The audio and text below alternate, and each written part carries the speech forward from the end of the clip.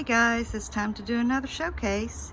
Today I have a large vase here that I have painted and sealed with multiple coats of a clear gloss top coat. It's now ready and will be listed in my Etsy shop probably later today. I'm going to get up close and give you an eyeful of some gorgeous sparkle and bright colors. I really like this one. I don't normally put a color around the top and the bottom, but I really think that set this one off.